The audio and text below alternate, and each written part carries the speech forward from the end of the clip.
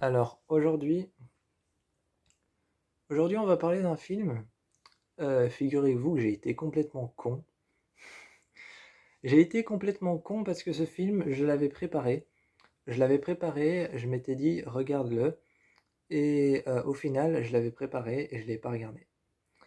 Euh, j'avais tout noté, j'avais tout noté, je m'étais fait des repères. Je m'étais fait des petites notes sur ce que j'avais vu, ce que j'avais entendu, ce que j'avais compris, ce que j'avais recompris, ce que j'avais pas vu. Et, euh, et finalement, j'ai jamais fait la vidéo. Le film dont on va parler, c'est Action Vérité, qui est sorti en 2018. Euh, la seule chose que je n'ai pas trouvé dans les notes que je m'étais fait, c'est que je sais pas si ce film est un remake de Action Vérité qui est sorti en 2009. Parce qu'il y a déjà un Action Vérité qui, je crois, est sorti en 2009. Et je sais pas si c'est un remake. Je sais pas si c'est une nouvelle version ou si simplement c'était un projet de Universal. Aucune idée, et donc aucune idée, je sais pas si c'était un projet ou si c'est un remake. Mais plusieurs gens ont dit ah ils vont sortir un remake, donc c'est peut-être un remake. Euh,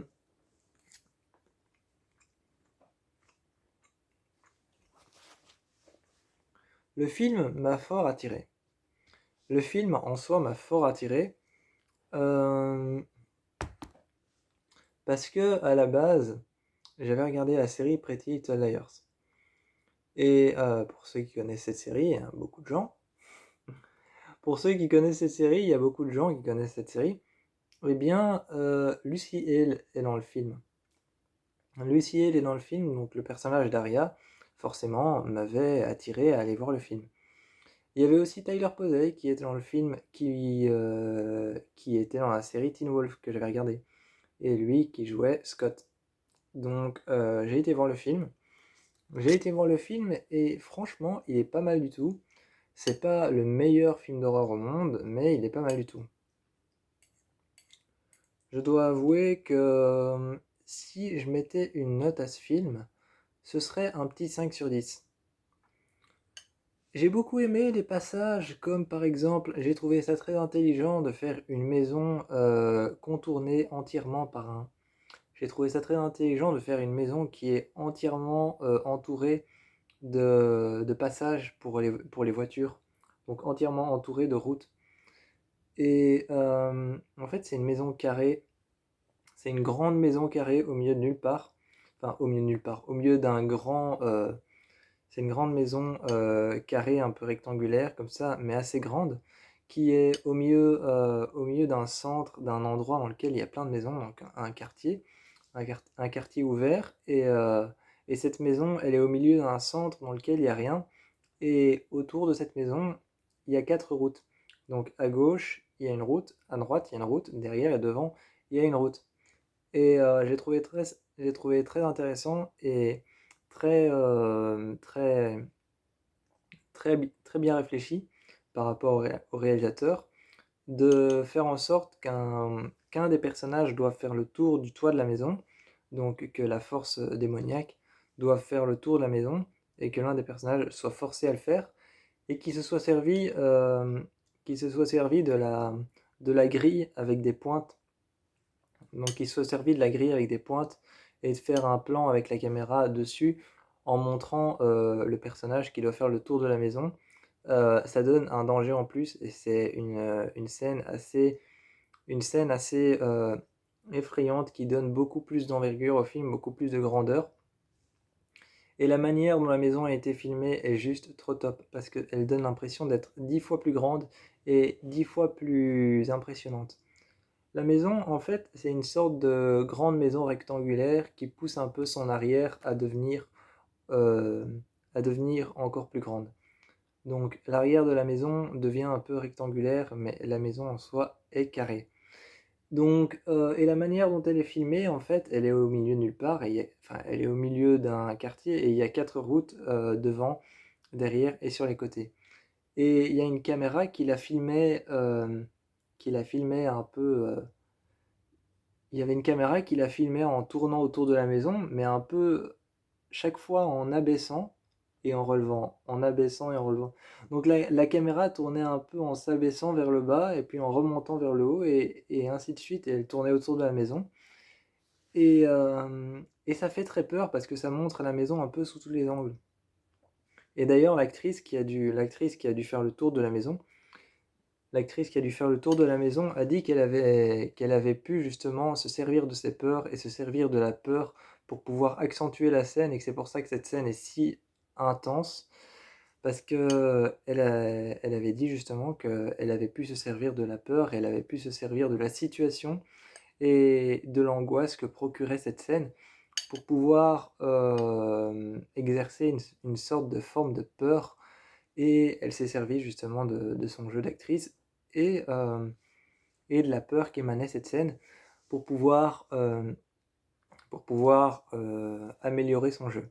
Et ça fonctionne parce que le film fait très peur comme ça. Et le film fait très peur comme ça, et le démon dans ce film est très terrifiant. Il y a plusieurs scènes qui m'ont intéressé, comme par exemple la scène où celui qui a lancé le jeu s'enferme dans son...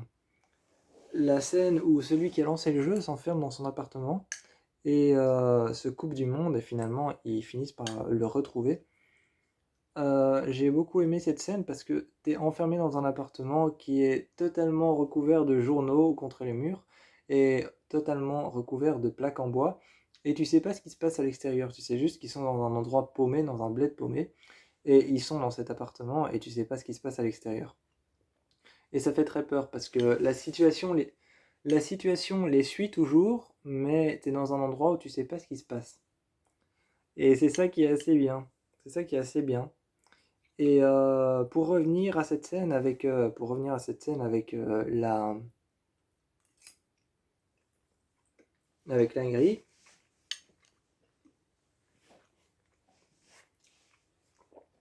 pour revenir à cette scène avec la grille, ce que j'ai bien aimé, c'est aussi qu'à un moment, t'as le personnage de Luciel, je sais plus comment il s'appelle, qui prend une voiture et qui essaye justement de péter la grille et de, de casser la grille, de passer au-dessus avec une voiture. Et juste avant ça, il y en avait deux qui essayaient de mettre un matelas en fait, juste au-dessus de la grille. Et ils mettent le matelas en espérant que le matelas se plie et se replie sur les griffes, sur les pics. Et tu as le matelas qui justement, oui, se replie sur les pics. Et, mais tu as les pics qui transpercent le matelas. Et donc tu as le matelas sur le truc, sur la grille, et avec les pics qui passent au travers. Et j'ai trouvé ça très intéressant aussi de faire cette scène-là. Et pour montrer la grille, ils ont fait un passage justement de la maison où ils filmaient la maison. Tu avais la maison qui était ici. La maison était là et ils filmaient la maison en passant vraiment, en passant au bord du toit, ils filmaient la maison.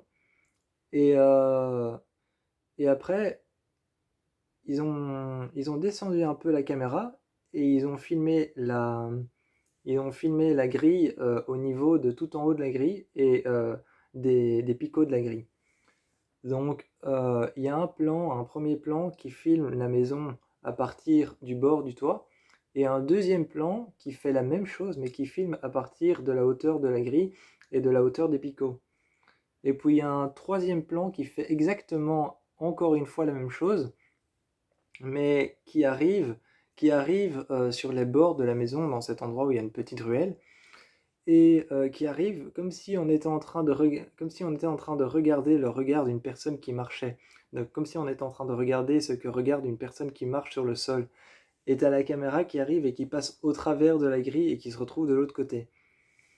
Et j'ai bien aimé ce plan parce qu'après t'es avec les personnes qui sont de l'autre côté et qui veulent mettre le matelas, enfin qui veulent mettre le matelas dessus et qui l'ont mis et qui ont vu que les griffes, les picots passaient au travers. Après, tu es avec eux et tu vois que de l'autre côté, le personnage d'Olivia, donc le personnage de Ciel, est dans sa voiture et dit reculez, je veux pas vous écraser. Et puis finalement, elle avance, elle prend la voiture et elle pète la grille et le matelas se retrouve sur la bagnole. Et, euh, et aussi, comme son personnage était alcoolique, comme son personnage est alcoolique, la- l'actrice avait dit qu'elle s'était justement servie du comportement d'un alcoolique pour pouvoir améliorer son personnage. Et justement, dans la performance de son personnage, à la fin, quand elle a fait le tour de la maison et qu'elle a réussi son gage, et qu'elle a fait le tour de la maison, justement, elle tient une bouteille de vodka ou de tequila, je sais plus, en main, et justement, elle tombe d'épuisement parce qu'elle est morte bourrée, et elle tombe sur le matelas. Et justement, là, on voit que l'actrice s'est servie du comportement qu'elle devait jouer, donc celui d'un alcoolique, et elle a dit qu'elle pouvait se servir de ça. Donc voilà. C'est un film très intéressant, vraiment. Il est beaucoup plus ouvert que le premier, je trouve. Je trouve qu'il est beaucoup plus ouvert que le premier. Et moi, je vous encourage, franchement, je vous encourage à aller voir ce film parce qu'il est beaucoup plus ouvert que le premier. Il est beaucoup plus ouvert que le premier et il y a une histoire de monastère. Il y a une histoire de monastère, il y a une histoire de démons. Il y a une histoire de démons, il y a une histoire de monastère. euh, et, euh, et il y a une histoire religieuse derrière ce jeu, derrière ce démon qui s'appelle d'ailleurs Caluxe. Il y a une histoire religieuse derrière avec un monastère, avec un couvent. Et, euh, et le premier, pas en fait. Le premier, c'était simplement des personnes enfermées dans une maison qui avaient fait du mal aux frères d'un. C'était des personnes qui avaient fait du mal aux frères d'un homme, pas intentionnellement, mais qui lui avaient fait du mal. Et il est mort ou il s'est tué. Et donc il leur fait passer des tests, et jouer à une partie d'action-vérité. Et la partie d'action-vérité devient une sorte de vengeance mortelle. Et celui-ci est beaucoup plus élaboré et beaucoup plus ouvert, et on est parfois dans la maison et parfois pas dans la maison. Donc je vous encourage vraiment à aller voir Action-Vérité parce qu'il est beaucoup mieux. Il est beaucoup plus élaboré. Marquis, c'est mon personnage préféré. Et elle a tout un passé avec son papa. Elle a tout un passé avec son papa et un moment, elle est seule sur le bord d'une route. Elle est seule en dessous d'un préau, près d'une station-service. Et elle a un café à la main comme ça et elle regarde des vidéos de son père. Parce que plusieurs fois on voit Marquis regarder des vidéos de son père et elle quand elle était jeune. Parce que son père est mort, c'est ça son passé. Et pendant tout le film, t'as vu le démon Calux exercer action ou vérité au travers des personnes. Et les personnes qui refusent meurent de manière horrible. Et donc, tu te dis, là, elle est seule, et ça va être son tour, et Calux va la tuer parce elle va pas pouvoir jouer. Et il y a personne pour être possédé par le démon et lui poser la question. Et tu la vois allumer son GSM et regarder des vidéos de son père, et tu vois la vidéo qui change, et c'est son père, parce que comme son père c'est une personne, même s'il est dans une vidéo et qu'il est mort, il lui pose la question. Donc je trouve que le premier est quand même beaucoup plus élaboré que. Je trouve que celui-ci est quand même beaucoup plus élaboré que le premier. Donc je vous encourage à aller voir Action ou Vérité, qui a été traduit en anglais par True or Dare. Et je vous fais plein de bisous.